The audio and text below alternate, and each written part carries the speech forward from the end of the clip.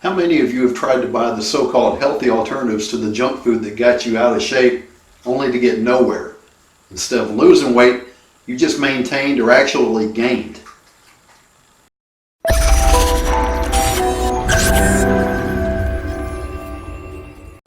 In this video, I'm going to compare known junk foods like candy and soda to other foods that are supposed to be good for us, like what I give my pig Hamilton for a snack. If you don't regularly read labels, you're in for a shock. My channel is new. What I'm trying to do is simplify the low-carb way of eating.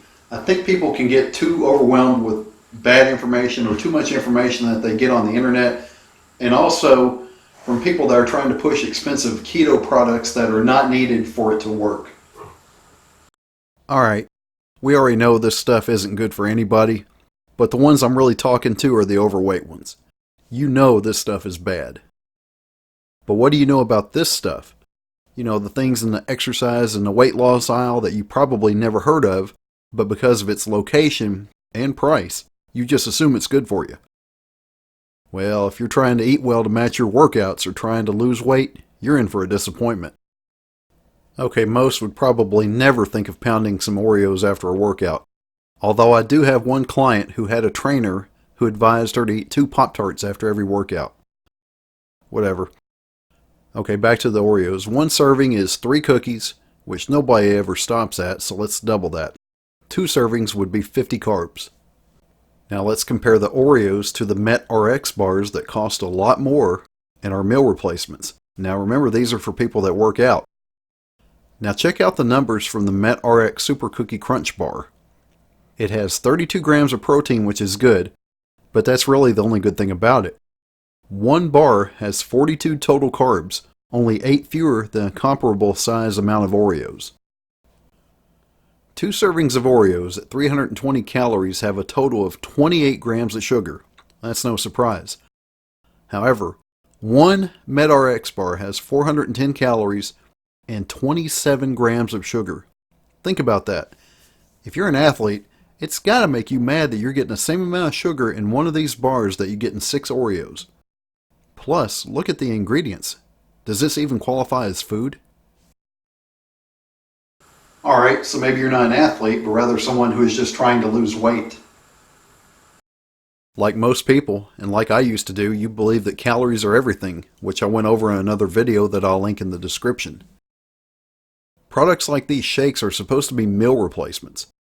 I remember trying these several years ago, and if I drank one at 8 a.m. for breakfast, I was mad at the world by 9:30 and had to drink another. There was no way I could go all the way to lunch on one of these. When you look at the nutrition label, you'll see why the claims about hunger control are questionable. Foods with a lot of carbs suppress leptin, the hormone that controls hunger. Carbs also cause insulin to spike and crash. One of these shakes has 19 grams of net carbs after subtracting the fiber from the total carbs. You're just asking to get hangry if you give these a shot. If you want a drink that you can actually use as a meal replacement for breakfast, try bulletproof coffee with butter, coconut oil, or MCT oil. The calories will be about the same, but there will be no carbs and no insulin spike. The fat will actually curb your appetite until lunch. Okay, so you're not trying to supplement your workout or trying to lose weight. What if you're a parent who is trying to eliminate junk food from your kid's diet? This is where I think the food manufacturers are the most deceptive. One way a lot of parents try to clean up their kids' diets is by eliminating soda. They think by replacing soda with fruit juice they're cutting way back on sugar and helping to prevent cavities and empty calories. I regularly bought apple juice for my boys because I only read the front label. It says 100% juice and no sugar added, so I thought it's all good. But again, a look at the nutrition label paints a different picture. An 8-ounce serving of apple juice contains a huge 28 grams of sugar. The fact that it's natural sugar doesn't matter. It's still sugar. That's the same amount of sugar that was in the 6 Oreos, and this is only an 8-ounce glass of apple juice. This is marketed as a healthy drink. Check out the nutrition label from Coke. A serving size is 12 ounces and has 39 grams of sugar. If you drink 12 ounces of the apple juice instead, you would get 42 grams of sugar, 3 more than the Coke. Insane. Same thing with the 100% cranberry juice with no sugar added. 28 grams of sugar in an 8-ounce serving. So if you had 12 ounces, it would be 42 grams of sugar, 3 more than the Coke. Parents, always remember, sugar is sugar, even if it says 100% natural. If you have overweight kids and you've tried to help them lose weight by replacing soda with fruit juice, now you know the truth and can make a change. If it was me, I'd water it down, at least half and half. Encourage your kids to drink more water. Everything doesn't have to be sweet.